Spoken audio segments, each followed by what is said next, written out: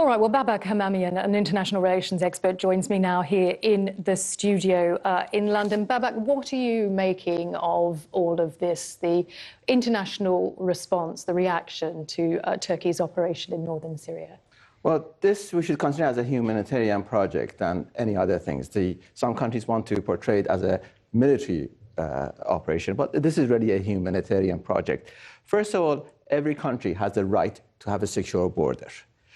There is also another issue here, is that 3.5 million refugees, Syrian refugees in Turkey, this gives them a purpose to go back to their own country and rebuild their own country.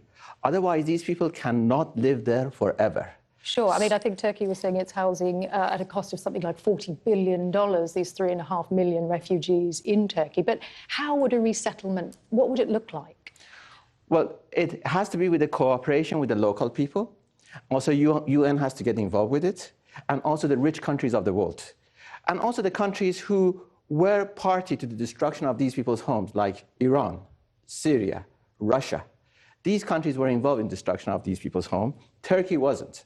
So they have also to start contributing to the efforts of relocating these people and rebuilding some sort of a habitat in these safe zone for them, and eventually maybe take life back to normality. But aren't there too many players now in Syria? I mean, Iran and Russia, now Turkey, the US has just pulled out. Is this not inflaming the situation further? Isn't this hindering some sort of a peaceful solution? Well, first of all, countries who do not have a shared border with Syria, they're not affected directly. So this affects Turkey directly. The other countries are thinking for their own benefits. Like Iran wants a corridor to Mediterranean. China wants to have chaos, so if one day they want to have a direct access to Mediterranean, they could have it. The only country who could stand in the way of China would be Turkey as a NATO member. Russia wants to have its own base there. And also we have to look at the bigger picture. The energy market in the world is changing, especially the supply side of it. And Russia is going to bypass Ukraine and use Turkey to supply energy to Europe. So we need a secure Turkey. Its border has to be secure for the sake of energy supply from Russia to Europe. OK, well, I mean, Turkey is sort of saying that it is going to ensure the regional integrity of Syria, of the northeastern section and of this corridor.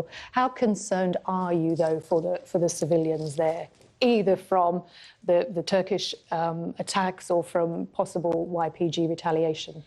Well, look at the excuses the Kurdish people are giving. They are saying by having these people move to these regions would change the demographic of it, because these people are not locals. They are Syrians, but are not locals, so the ethnicity of the region would change.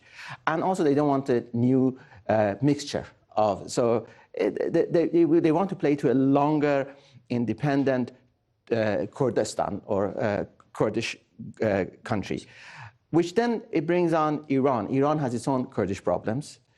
Iraq has its own Kurdish problems. And also we get the Turkey, which has its own Kurdish problem. So this is an issue for all countries concerned. So an international responsibility. Babak Emamian, thank you very much for joining us here in the studio.